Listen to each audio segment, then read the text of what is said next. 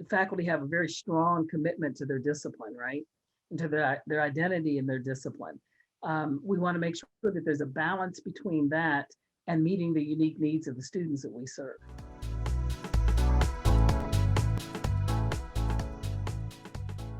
Hello, Titans, and welcome to Fram and Friends, a Cal State Fullerton podcast in partnership with Titan Radio. Today, we have the honor of speaking with a Titan educator who has truly made a global impact in higher education leadership, social justice, equity, access, and so much more. As always, here to introduce her and kick things off is our host and president, Fram Virjee. Well, good morning or good afternoon, whenever you're listening to this. I hope you're having a good day or a good evening. It's nice to be with you again as we get ready to start our new academic year, coming back in person. Very excited for that.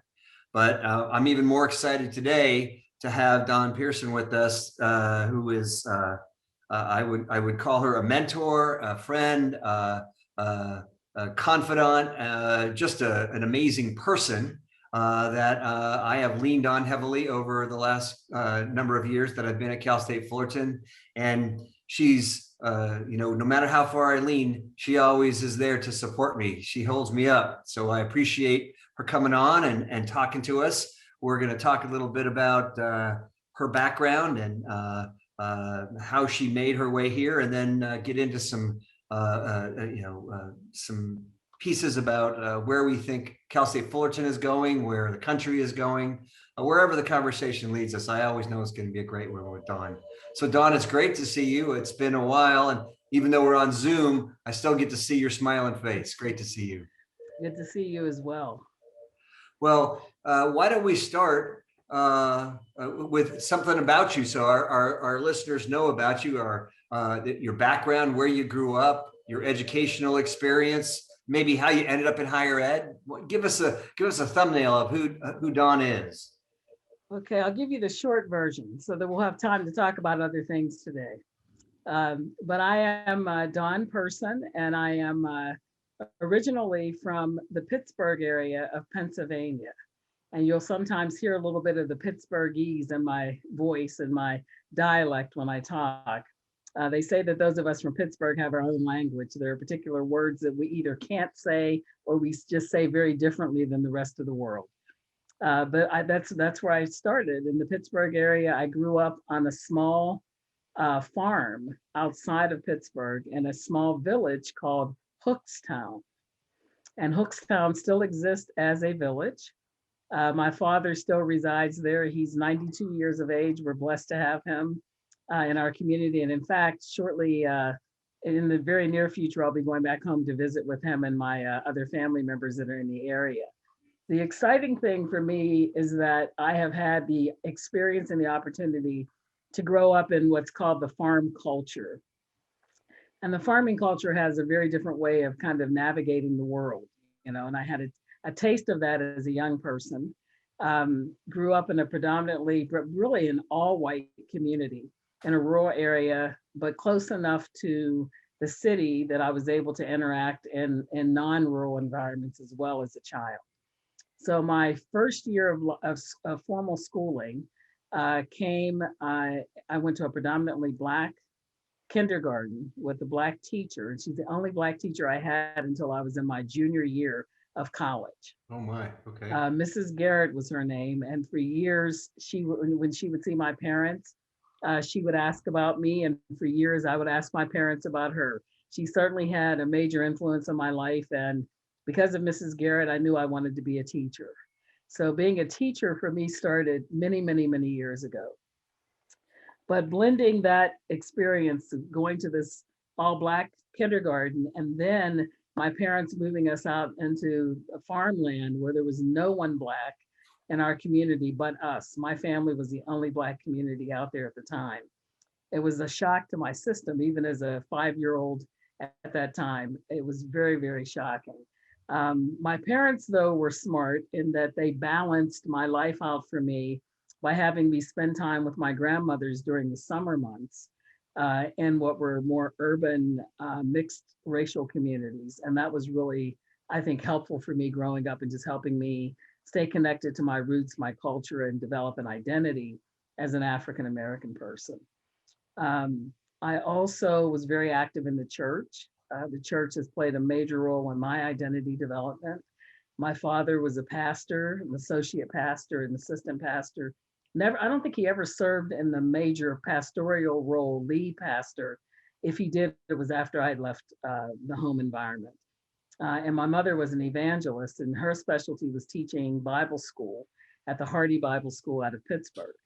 My mother was a nurse and a very smart woman. She, when she took her nursing exam, when I was a sophomore, I think, in high school, she went back to school and became kind of re-upped her certification, I guess you would say, in her education as a nurse, and became a licensed practical nurse, and ranked in the top 2% in this country for the national nursing exam at that time. So she was a very, very smart lady.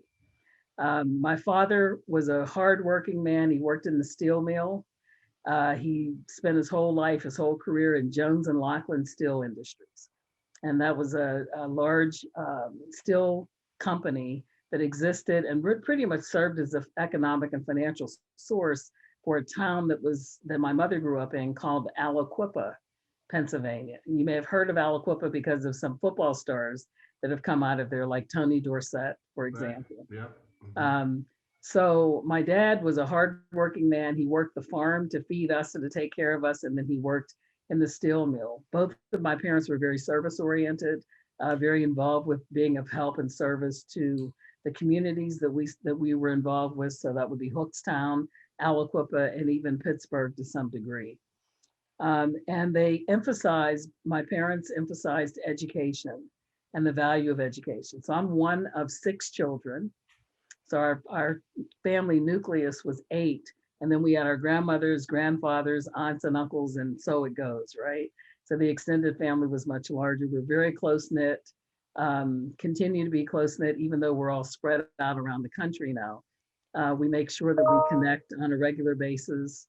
And thank goodness for the internet during COVID, because that really helped serve us as a family to stay connected. What else can I tell you? I went to school at Slippery Rock University after high school. And then that's one of the teaching institutions in Pennsylvania. I want to go back for just a minute though, because it's an important story that I should share with you all. Because this influenced where I am today. I experienced a lot of navigating at a very young age, kind of the racial, social milieu of our American culture. And I learned very early on that I was different than the other children that I interacted with. And as kids, we didn't care. As kids, we were all just kids. But the minute adults got involved, the minute adults engaged in some way in those interactions with us as children, they pointed out the differences. And they made a bigger issue of the differences than we ever would have made as children. As children, the things that we saw that were different about each other were more a curiosity than anything else. It was the adults who placed labels on those differences or valued or devalued those differences, if you all follow what I mean. And so that early on kind of connected with me, and it became a part of my understanding of how the world worked. And so it became pretty clear to me at a young age that being white in America was very different than being Black in America. And my parents, I think, worked really hard to help me and my siblings navigate those waters and terrains that we encountered. Because as a kid, you don't understand. You don't know why it's okay for someone to play with you in school, but they're not allowed to play with you outside of school. As a kid, you don't understand when a teacher treats you differently than they do other kids in your classroom.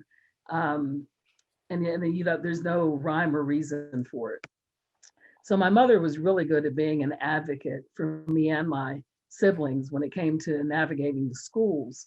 And the school system that I went to was called Southside High School, and we were the Rams. That was our mascot. And my brothers were very active in athletics, and my sister and I were active in cheerleading, yearbook, student leadership positions, and so forth. So we were engaged kids in high school. And as a result of that, we were also very popular at the schools that we attended. And I remember that at my senior year, the students voted for me to give one of the graduation speeches. And the principal called me into his office and he said, I think it would be good for you to talk about in your speech how well you've been accepted by everyone here. And I looked at him and I said, why does that need to be my topic? I'm supposed to talk about the future. That we were kind of talking about the past, the present, and the future, and the three of us that were going to speak. And he said, well, I just think it would be a really good thing for you to acknowledge that and to thank people for being so accepting of you. So of course, I didn't know what to say to him at that moment. He was a principal. My parents had taught me to be respectful of my elders and positions of authority. But I went home and told my mother, and before I could get the whole story out of my mouth, she was in the car and headed to the school to have a conversation with that principal about the conversation he had had with me.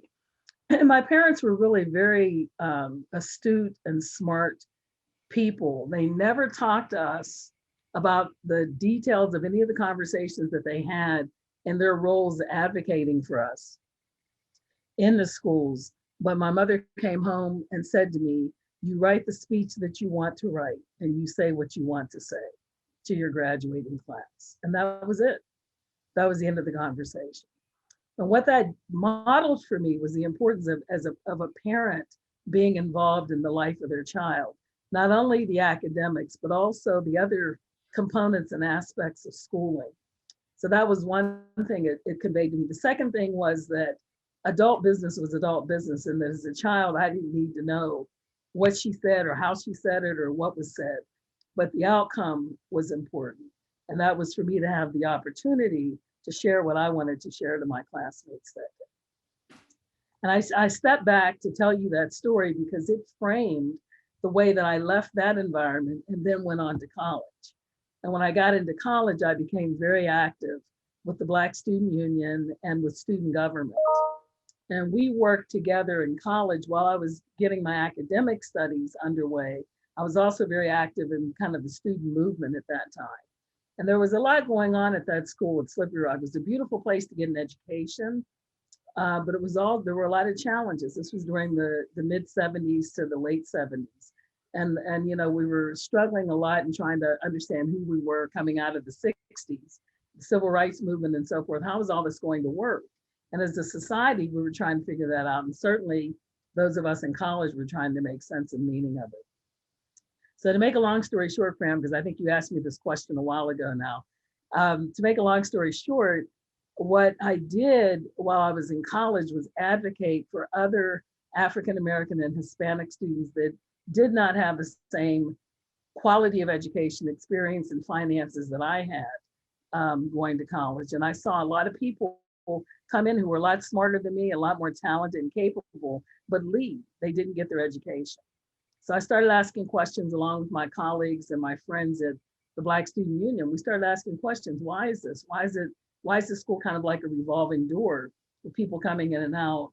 And the impact that was having on the Black community, us losing friends on a regular basis, and then also the impact it was having on those individuals who left their community, their high school environment to come to college only to go back home a year later with no degree.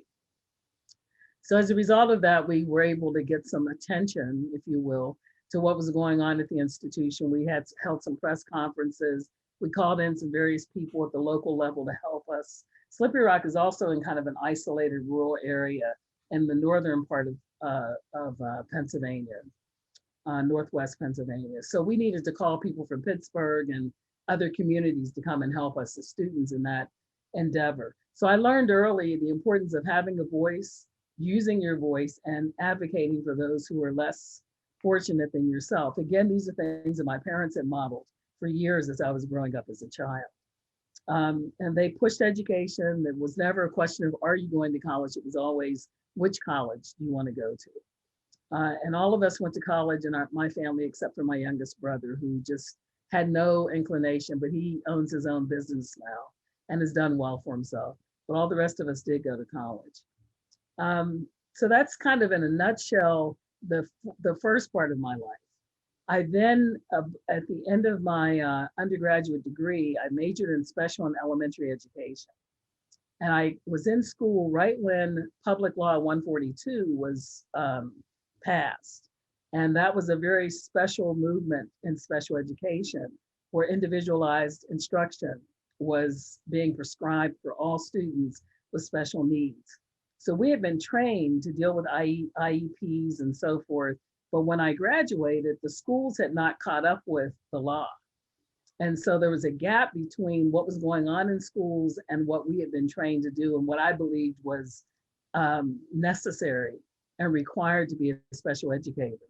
So I found myself in a situation where I didn't feel like I could find a job that was going to allow me to present and teach and educate in the way that I'd been trained.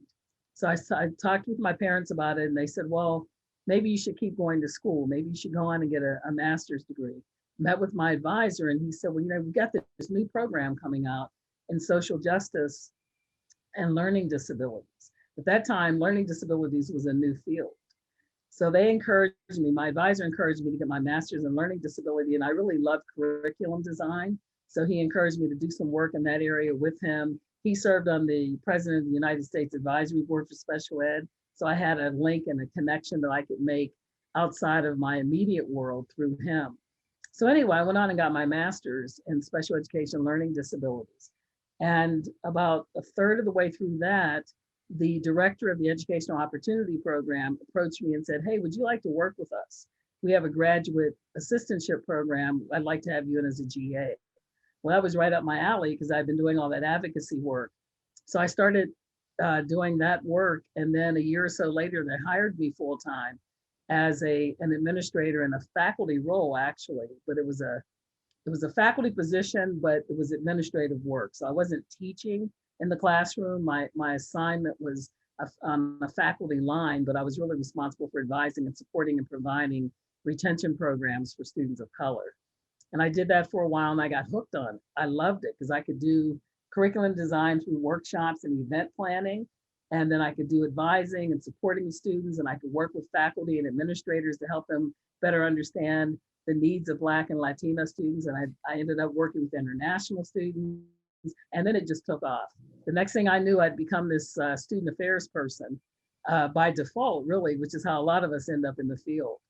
And then from there, I never looked back. I continued using what I had learned in my skills in special ed, elementary education, but applying it in student affairs, and went from working at my alma mater that I'd been fighting with for 3 years, right? Working there for a period of time and then transitioning to Colorado State University, then back east to Lafayette College, and then to New York, to Columbia University, where I changed my career trajectory. After I finished my doctorate at Columbia, my advisor and I talked, and he said, you can have a major impact if you think about teaching, because then you're influencing a lot of different campuses at one time, rather than just being on one campus and trying to bring about change. So I thought about his idea, had to do some negotiating because, faculty salaries aren't the same as administrative salaries, right? So I had to think that through carefully, that a 10-month position, you don't get paid quite as much and so forth as an administrator. But long story short, we worked it out and I switched from serving as a student affairs administrator to teaching full-time at Columbia Teachers College. That was my first teaching position. Was there for a while, and then the president and the leadership, I guess you would say, Teachers College changed and transitioned in a different direction than the way we had been going in developing multicultural programs and curriculum and diversifying the student body and so forth.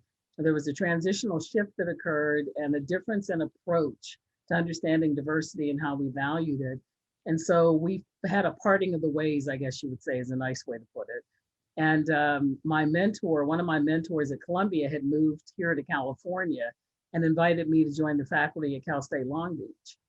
And I thought it would be a better fit for me because of the kind of students that we have in the CSU and what my roots and perspective was. I was a first generation college student. So I'd be working more with first generation college students. And, how can you resist California, the weather, the beach? They told me at Long Beach, I'd have an office where I could see the beach from my office. And if you stand on your tiptoes and look way out, from the second floor of the building I was in, I could maybe see a little bit of sand, or at least I thought it was when I looked out that window. But anyway, I went to Long Beach and was there for about 11, 12 years, had a great time there, helped build their master's program up, one of the premier master programs that we have in the state, actually, the Student Development and Higher Ed program, and then help them develop a joint doctoral program between UCI and for the CSUs. And then that then emerged into what we have now as our independent doctoral program in educational leadership with a community college emphasis. And I don't know, 5 or 6 years into that, Louise Adler snagged me one day and we got to talking and she said, we need some help over at Fullerton. Why don't you come over and help us out?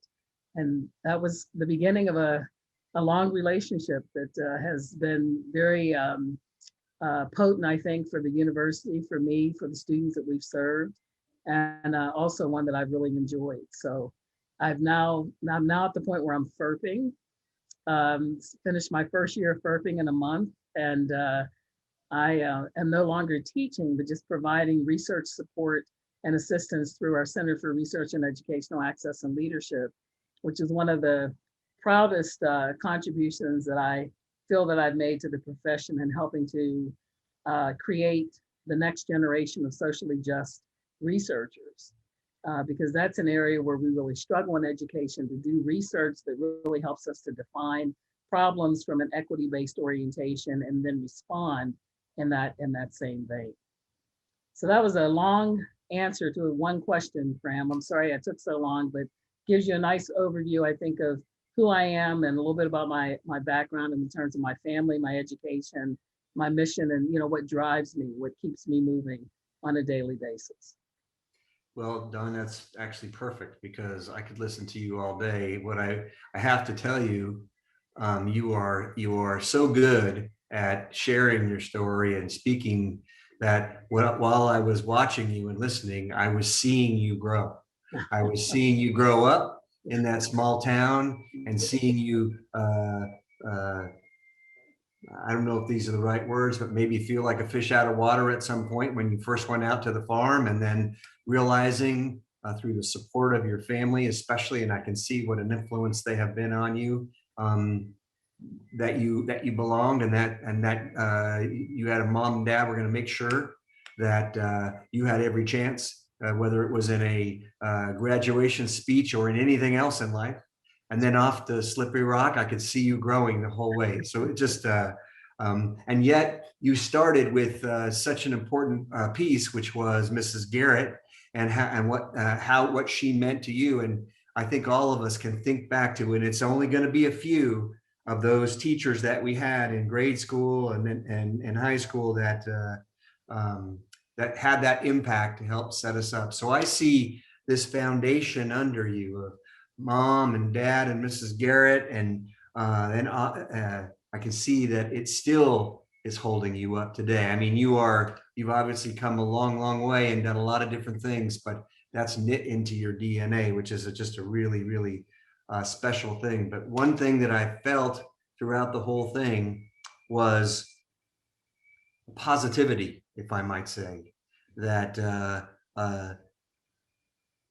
you would see challenges. And this is people ask me about Don Person. This is what I say. You will see challenges, but you will not either reject them, turn away, or be concerned, but wade right in and with an attitude that we can make this change. We can do this. I will do this. And that's, now I know why. Now I know why. Yeah. And that I wanted to add, right, Fram, that is encapsulated in the phrase that your mom said: you write the speech that you want to give. Yeah. For your life. For your life. Yeah, absolutely. That's a wonderful point. Thank you for that, Matt. So you sort of finished where my knowledge of you comes in, and that serial. I had, one of the first things I did when I came to Cal State Fullerton was visit serial. As an interim president coming in, I wanted to get my sense of what was going on the campus, and you were so gracious. You invited me in and gave me a tour and showed me everything that was going on. And when I walked away, the feeling I had was a feeling of overwhelming wow for what was going on. And yet, when I came home to explain to Julie what you did, I wasn't sure I could really do it because there were so many things going on and coming at me that day from so many different people who are all so excited about what they were doing. So share with our audience that's filled with Titans, especially students and faculty and staff, but also our Titan community, what C-Real is and what its mission is and its impact, how you got drawn in, and I know it is your heart and soul from everything that I've ever talked to you about. Well, this is a fun part of the conversation to talk about C-Real, right? So C-Real was a vision that I had years ago because I saw a gap in the way that we were training our students across the board. That, students who were in the sciences would get a lot of hands-on experience in lab work, right? But students who weren't selected to do that kind of work, the work is that the labs can only hold so many students. If they didn't have that experience, they were kind of lacking a bit when they graduated, right? In the sciences. Students who were in the social sciences, there were only so many research projects going on there as well. They didn't get that experience. They were lacking a little bit, especially if they wanted to go on to get their master's or doctorates. And students in education had even fewer opportunities in places like the CSU to get that kind of hands-on experience because we weren't doing a lot of research this was a while back, and we do a whole lot more now. But even still, our students are often part-time and they're working full-time, and it's difficult for them to squeeze in the opportunities to do research. So anyway, having said all of that, I also was looking at what we were doing in the field and trying to understand educational problems education is one of the most interdisciplinary fields that we have. And so it takes all of us working together to produce teachers. It's not like the College of Education does that. We do that in conjunction and in collaboration with all of the other colleges that exist. We just take the lead in providing the curriculum and the direction for it. But we get people from all over the university who engage in that process. So anyway, it was like, okay, how can we do more to provide an opportunity for students who may not get a chance to do it within their specific discipline to come together in an interdisciplinary fashion, think about educational problems, because educational problems affect all of us. So what I did was I talked with the dean at that time. It was Claire Cavallaro, who's now retired, but talked with her about this idea that we could create a center that serves in partnership with the partners that they were creating out of the College of Ed, and also serve the university to provide assessment and evaluation services, but doing it from a lens that allowed students to understand and our partners to understand how they can best serve inclusive communities of people. So underserved communities that have been neglected or ignored or not adequately served historically could be better served. So she bought into the idea, and we started with a small group of students, doctoral and masters primarily, and then I expanded that out. And basically what we do is an organization comes to us and says, hey, we need someone to evaluate how well we're doing what we said we were going to do. And Fram, most of our work comes from folks who have gotten federal, state, or county grants, and they are required to have an evaluator involved, or they desire to have an evaluator. So that's most of our work. The other work we get comes from someone who says, I have an idea, something I'd like to try, but I don't know if it's going to work. Can you all evaluate this to see if it's working? And then typically that's the kind of group that if they get data from us that shows that what they're doing is working, then they're going to go after a larger grant to get funding to support what they're trying to do. So those are kind of the two schools. And then within the university, we have operations within student affairs especially, but also sometimes in academic affairs, where they want to be able to do what they're doing even more effectively And so they ask us to come in and do a needs assessment and maybe to evaluate in a formative manner what they're doing so that we can provide for them data and then recommendations on how to improve what they're doing. So those are kind of the three areas that we tap into. So we've had long-term partners with Gear Up. We've probably been together for about 12 or 13 years. I think they were my first client, if you will. And then the Division of Student Affairs uses us often to evaluate different units or components of their operation.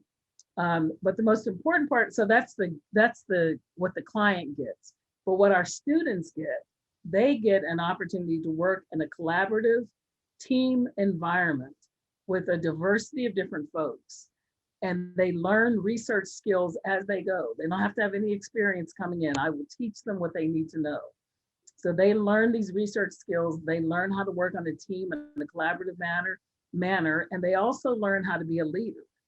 Because what I do is after they work with me for a while, and they've got a basic foundation of research skills and understand the operation of how evaluation works as a research orientation, then they become a leader and they actually lead the project.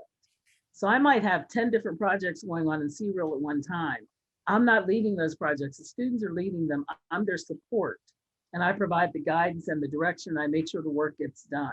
And I have a trusty colleague that works with me by the name of Ricardo Patonis, and we just hired him permanently to be with us. I'm really excited. He comes out of our master's in higher education program, extremely bright, full of energy, brilliant young man. So he is also in there helping make all of this happen. So our students get student development, they get research training, skill training and development.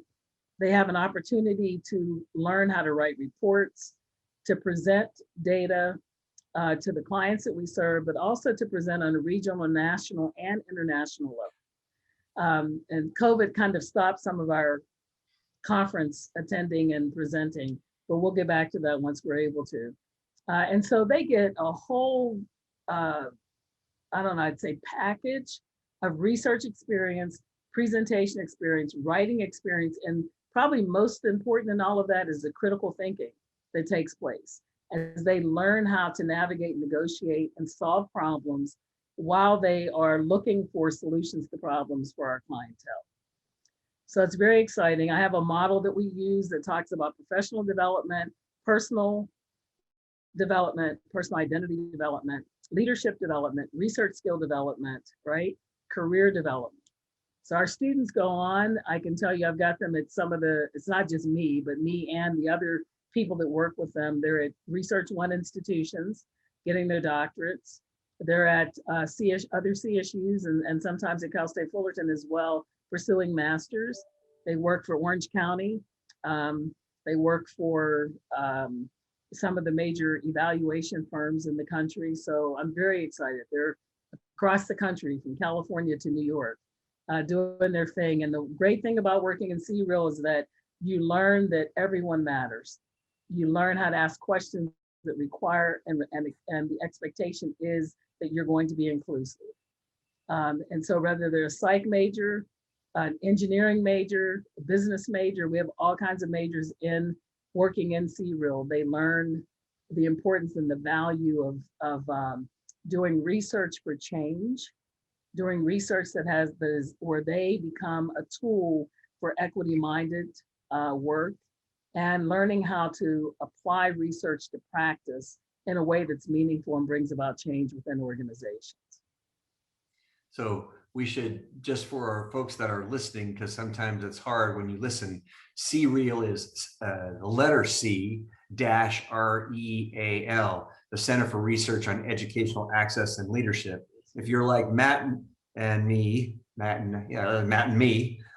we would think CREAL is a precursor to what you do when you go fishing, because that we would have put that SEAREEL and we would have been out there, right?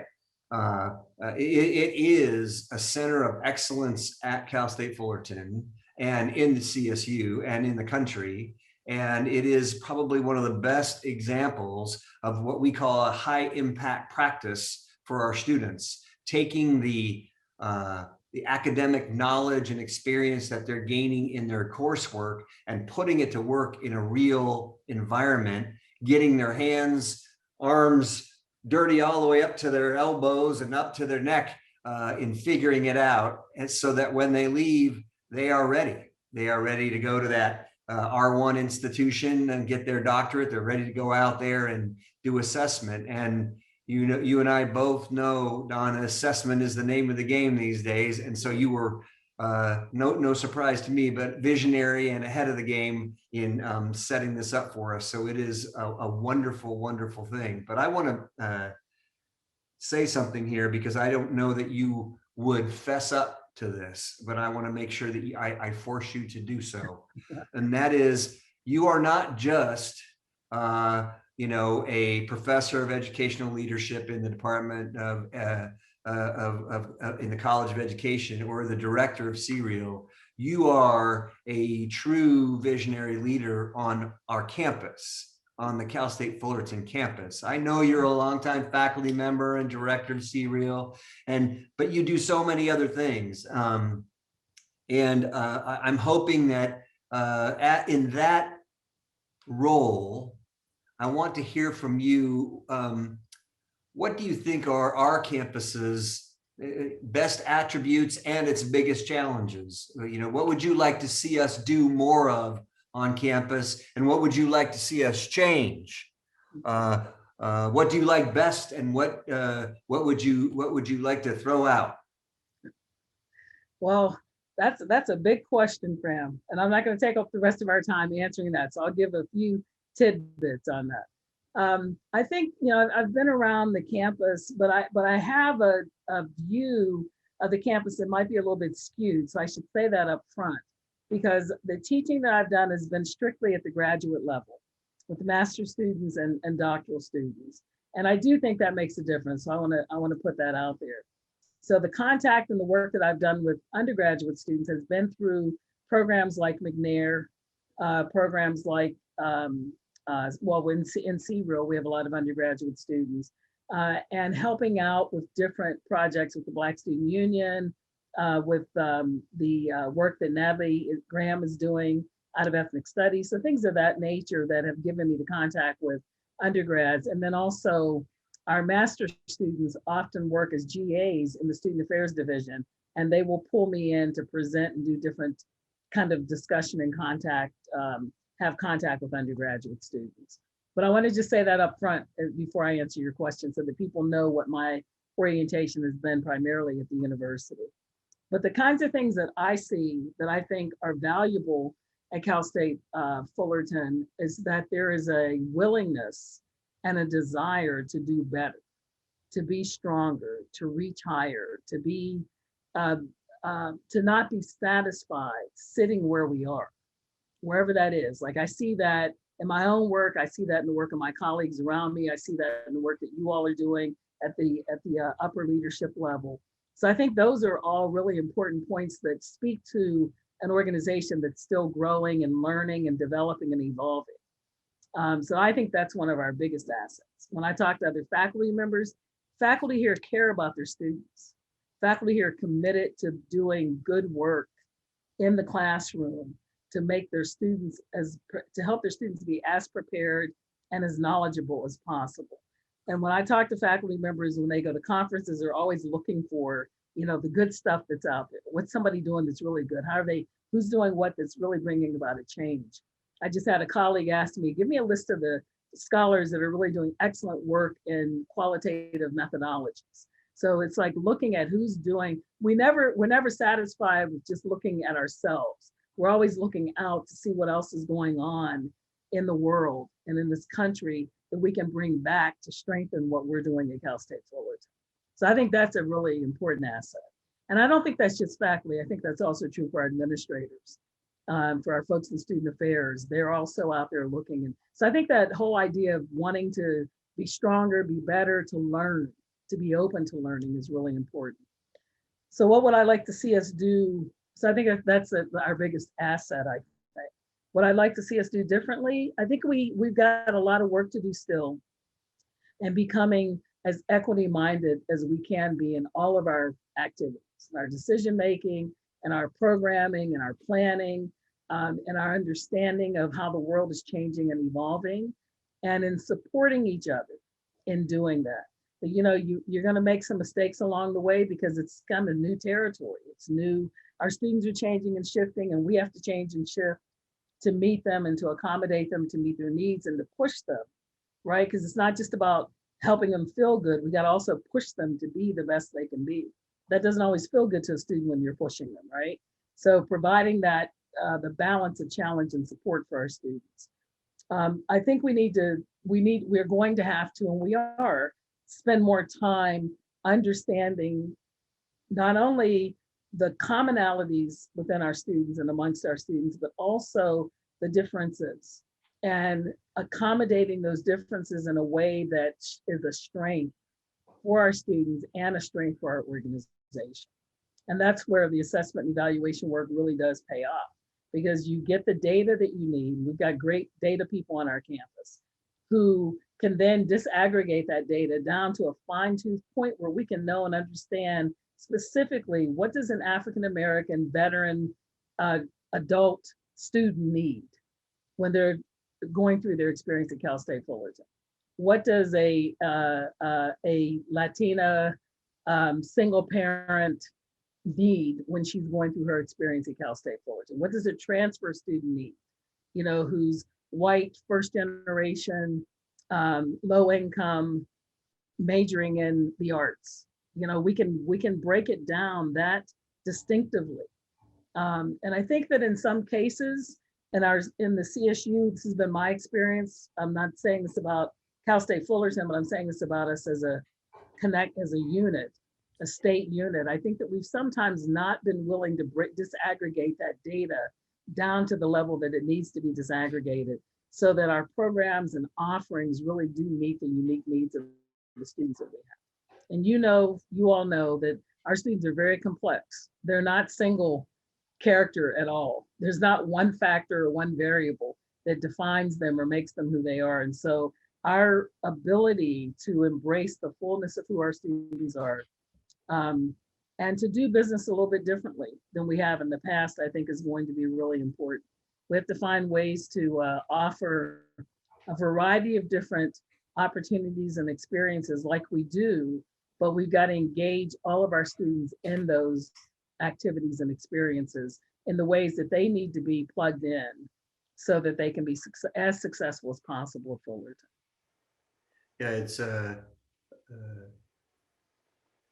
something that we're talking more and more about every day, and that's the intersectionality of all our students, and the fact that they don't just identify as one as part of one group, and even within each of those groups are not monoliths themselves, and the need to recognize that. And I love the fact that, for example, for Dirk, that we have all of our different places and spaces together so that they can move seamlessly among the LGBTQ Center and the Latinx Center and the Dreamer Center and the ARC, and each of these places, and find their way in because many of them identify with 2 or 3 of those places, and then the Veterans Center, etc.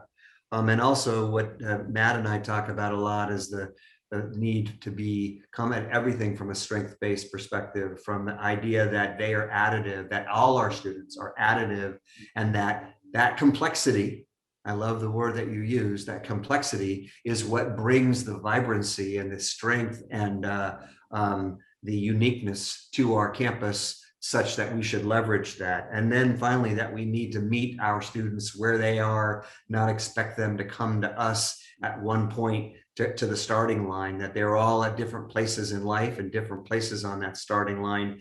And our goal is to get them across that commencement stage so they all have the same goal line to get through, but they come to us from different places and spaces there. So I hear you, strongly agree with you. You know, you were going to say something, Don, I think. Yeah, I just wanted to add one other thing that I think that's important in this formula, and that's, as faculty, we have to be open to doing things differently. So like I was saying, we go out and get all that data and bring it back. I think sometimes helping us see how that new data, that new information, that new idea that we brought back into our thinking, our processing, how applicable is it to the students that we're serving, or how do we make it applicable so that the students are getting the full benefit of that desire and that motivation that we have to provide for them. And I think that, the faculty have a very strong commitment to their discipline, right? And to their identity and their discipline. We want to make sure that there's a balance between that and meeting the unique needs of the students that we serve. Yeah, absolutely. And also, I think making sure that we will always be, no matter how hard we will always be resource constrained. There will never be enough resources for the CSU, in particular for higher ed in public education, but comparing us to the resources for the UC and the community college system is dramatically different. We have to find that sweet spot of being willing to stop doing some things that may provide some benefit at the margin in order to do something that will provide the benefit in the mainstream, that will move us, the trajectory of us along further, even though the program or the particular thing we were doing still has some value and may have moved us along and may have served its course. But that's why we need assessment, right? We need to figure out what works and what doesn't. We know we're graduating, 12,000 students a year, and we're closing the equity gap, and we're improving our graduation rates. But the question is, how are we doing that? Which one of the things that we're doing, the multitude of things that we're doing to try to do that, work, and which ones are not working as well to help that? So, we could probably keep Serial busy 24/7. We're happy to have the business, believe me. The students learn so much from the range of and possible options that are out there that they're able to tap into. And I think not only are students learning, but faculty also are engaged in Serial. I didn't mention that when I was describing what we do. We have faculty affiliates who work with us as well, and they learn from these experiences, especially when it's internal. When we're doing it for Cal State Fullerton, the faculty involved then also benefit from learning more about our students, learning more about the services that we offer, and then how they can be of greater help. For example, we're doing some work with the Children's Center. I'm not an early childhood expert, so I brought in an early childhood expert, Dr. Vita Jones, to look at and examine the data that we had and the recommendations that we've made to that organization. And Lydia does an excellent job there, right? So she was happy to have another early childhood expert take a look at her work. So I think that's another piece. And again, it's another way to get faculty to see how grounded we need to be in bringing about change and using research to do that. So along those lines, what we're in the second half of the second year of the pandemic. We've seen it significantly affect higher education, especially affecting our faculty, our staff, our students. We're about to go into back on campus with primarily in person. We will be coming in with 2 classes, our freshmen and our sophomores, having never stepped on campus, and our juniors only been on campus for 1 semester, and that was 18 months ago. So what do you think, Dawn, are the most profound lessons to be learned in higher ed as a result of the pandemic? What actions should campuses and institutions be taking based upon our pandemic experience? So in terms of returning back to campus? Sure, the future, just the future. So I wrote a piece with some colleagues about this. It was specifically around community colleges, but there's probably a little bit of relevance to what we wrote in that article for our conversation today. I think that the leadership on our campuses have got to be as nimble as they've ever been. And that's going to be tough. I mean, I think there's going to be a lot of, I'm sure you're feeling it already, a lot of pressure on you all to pivot and move quickly in response to what the governor wants, response to what the health department wants, response to OSHA, on and on, the unions, et cetera. There's just so many different components to all of this that you're responsible as the lead leader, if you will, of Cal State Fullerton to respond to. and on a daily basis, on a regular basis, and keeping all of that, all those balls up in the air. And I know you have people to help you do that, so it's not all on you, but still ultimately you're the one who has to provide the final answer, if you will. So I think being nimble was one of the things that we wrote about in the article and the importance of that. The other part of it is not feeling like you have to recreate the wheel, looking at what we were doing before that worked, but also examining what we did during the pandemic that actually opened doors up even more than they were before, and not losing that. You know, we had events during the pandemic on Zoom. We all got tired of Zoom. We're all tired of Zoom. But we had events on that during Zoom that had higher attendance than if we had done them in person. So we can't go back to saying, okay, now we're in person.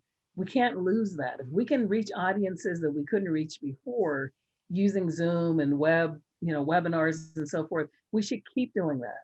We don't need to not give up all the in-person, but when we do in person, let's keep doing the webinars and adding the technical component to it. I think about meetings that I attended where the attendance was much higher when we did it on Zoom versus people having to leave their offices to go to another space on campus to meet with people. So I think there's some lessons that happened during the pandemic that we should make sure we're paying attention to. You know, how do we get those larger audiences? I think the other thing is to make sure that our curriculum is responsive to our learners. As folks come back, there's going to be a lot of anxiety for some people of just being in spaces, sharing spaces with other people.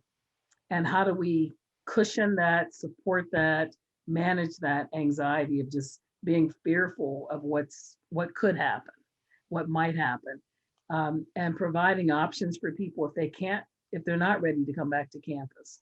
How can we accommodate them? So does everything have to be online? Can we do some hybrid? Can we continue to keep some things online, some things face-to-face? But I think just offering multiple modalities for teaching and learning will be important. I think that for our students to encourage them to, we wanted this before, but we need it even more now, for them to be engaged in the life of the college and the life of the university. To not see us as just a place to come or to sign in for classes, but to also get the rest of their development that occurs outside of the classroom through clubs and organizations and leadership opportunities. And so I think that's going to take a lot more work probably for us to get students, especially on a campus like ours, which is primarily commuter, to get them back engaged in the life, if you will, of the university.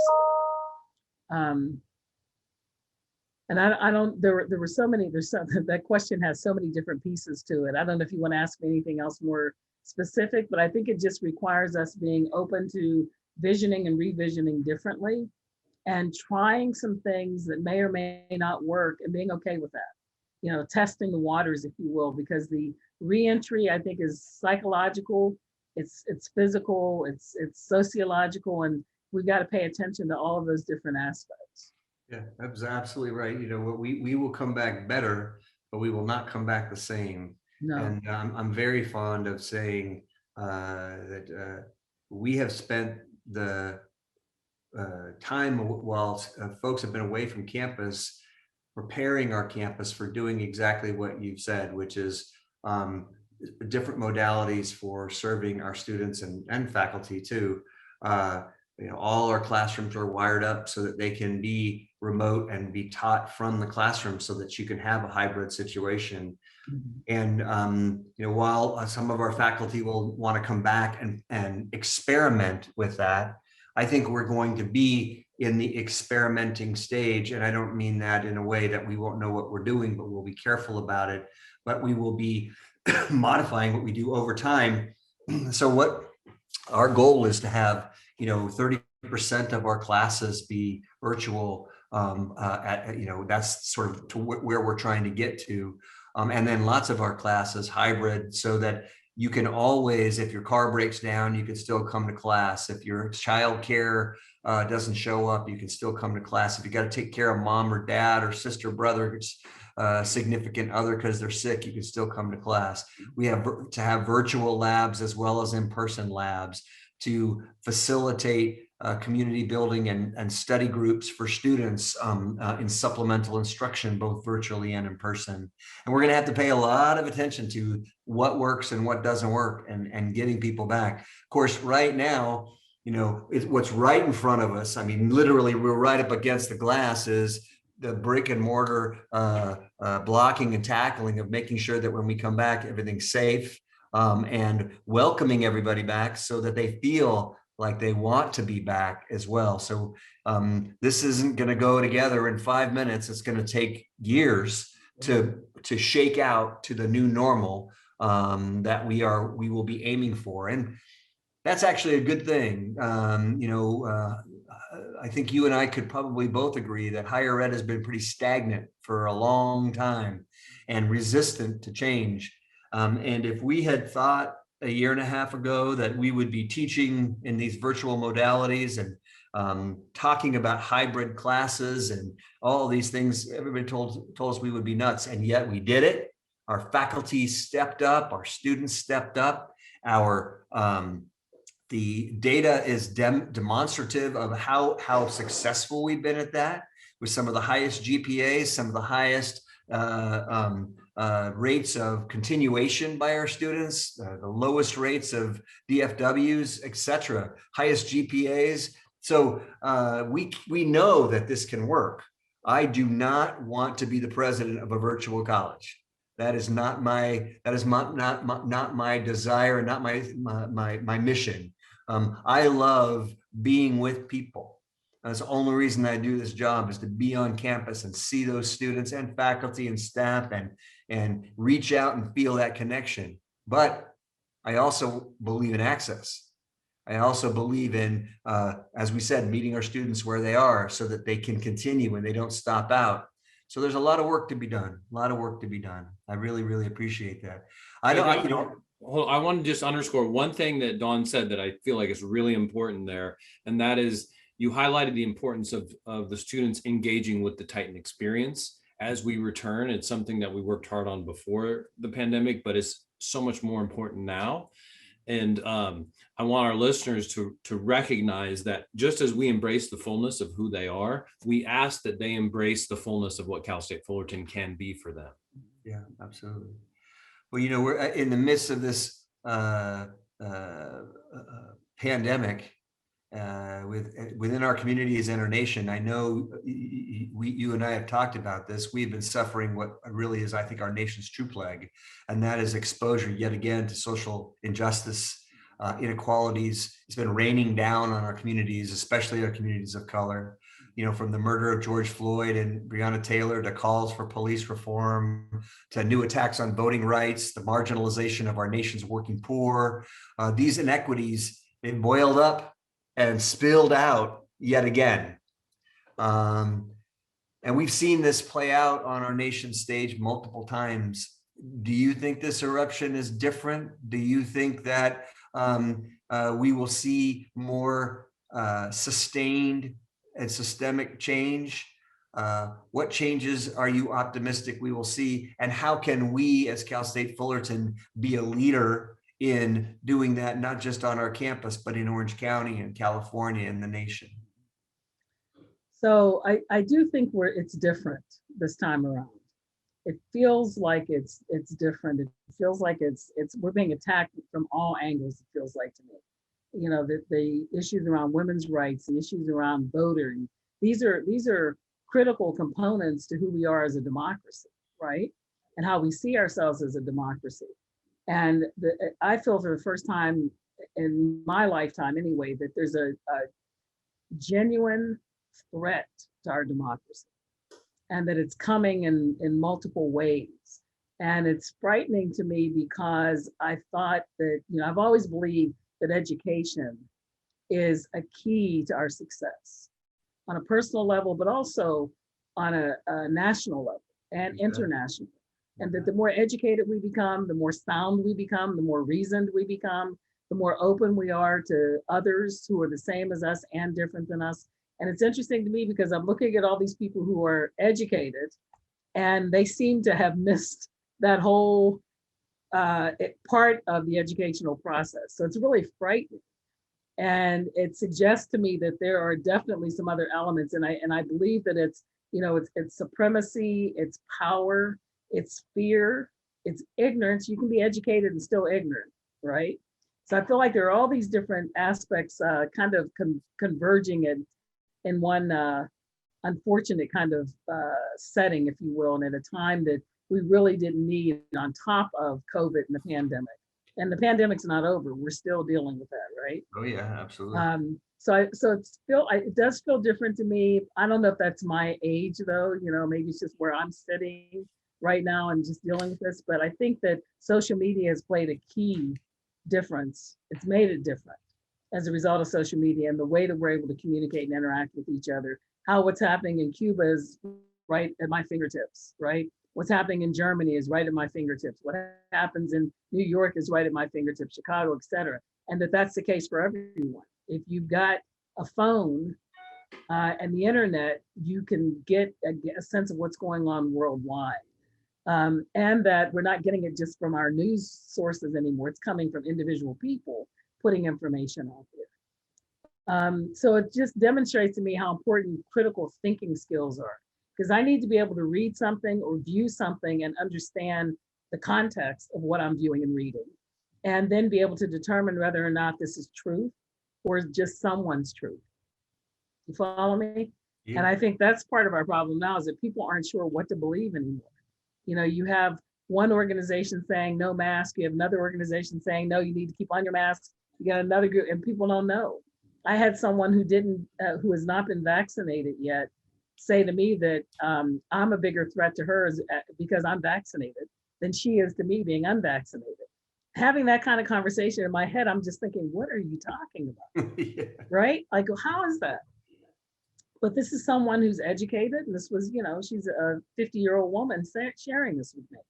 Anyway, so those kinds of things suggest to me how much confusion and in some ways how convoluted truth seems to be these days. So I think that for me, I have tremendous hope because I believe in humanity. I have tremendous hope. I believe that we can take negative experiences and negative opportunities, or negative experiences, and turn them into opportunities. We can rewrite the script, if you will. And I feel like we desperately need to be doing that now. I think we all need to be careful about our election process and protect our voters' rights, and then get out there and vote, because we've got to do things differently than we're doing them now. We can't continue to go, our political system, our educational system, they're all intertwined, and one affects the other. And if we don't continue to educate people to understand what's going on in the world and in their local communities, and to get involved and engaged internationally and locally, we're going to, end up having some series of implosions that will tremendously impact our democracy. The democracy is a concept, and it's got to be fed and nurtured and cared for. It's not just a permanent kind of thing that's there. And I think for years, maybe we've taken it for granted, and now we can't anymore. Now we each have to step in and do our part to keep democracy afloat in the way that we value it and believe it to be, with truth and justice for all, right? Equity and equality for all. We have to work towards these principles and seeing them as and see them become a reality for all of us. Otherwise, there won't be a democracy as we grew up understanding and knowing. I think there are two myths that have been shattered here. One is the myth of the unassailable democracy in the United States. We every day over the last the 4 years of the last administration, something new would happen that would make more fragile my view of the assailability of our democracy. And then with just this weekend, coming out of the information about the coup attempts and the need for the military to withstand that, just demonstrates that so clearly. And then the second myth that is that there was a time when there was more equality and there was a time when things were better, and now we need to go back toward that time. That time never existed. We've been in a constant state of flux and change, fits and starts, maybe a few steps back before we took steps forward. But we need to realize that, you know, the halcyon days of the 50s or for my kids, the 70s or something, that those were times when everyone was happy. Well, no, only the people of privilege were happy. And there was a whole lot of things going on that were untoward, and a whole lot of people who were unhappy. And the sooner we recognize that, you know, from my favorite brother and pastor, Ivan Pitts, I'm not okay until you're okay, the better off we're going to be. So, you know, I too am optimistic, but with some practicality that we have. This is something that we all have to put our shoulder toward, or it will not happen. It is not just for those being affected, it's for those who, it's for everyone. It's just for everyone. Well, look, we're running out of time, so I want to do something fun before we leave. You know, they always have the lightning round where you get to answer a bunch of questions quickly, and you get just tell me whatever comes to your mind. What's your favorite color? Purple. All right. What's your favorite word? Love. What's your favorite food? Oh my goodness, so many. Salmon. What has been your favorite age so far? The one I am now, where I am now. All right. What's your favorite book? I'm reading a book now that I'm really excited about. It's called Grandmother's Hands. And I'm really excited about that. It's a dealing with the trauma of racism. And it's really good. And my grandmother's played such an important role in my life. I think I've just been really attracted to that concept. All right. Favorite song or singer? So many. Luther Vandross. Oh, you and Julie. Oh my gosh. Luther. She loves Luther. Me too. Okay. Are you an early bird or a night owl? Early bird. Okay. And are you a neatnik, or let's call it laissez-faire? Laissez-faire. And dogs or cats? Dogs. Okay. Football, I think we can hear baseball, that or answer. basketball? I'm sorry. Yeah, you hear him in the background. I love football. I enjoy basketball. Yeah. All right. All right. So last word for you, Don. You got a whole, as I said, we got a whole new group of students coming in this fall, new freshman class, new sophomore class, never on campus, that junior class coming back, community college transfer students. So we're going to be full of new Titans who've never been on campus. What advice would you give them as they start this part of their journey? What message would you want to leave with them as we finish up today? I would say to them to come back fully and wholly and engage completely in this educational experience. That college is more than just the classroom. The classroom is important. It's very, very important. It needs to be their priority. But learning will come in many different ways to them if they're open to it.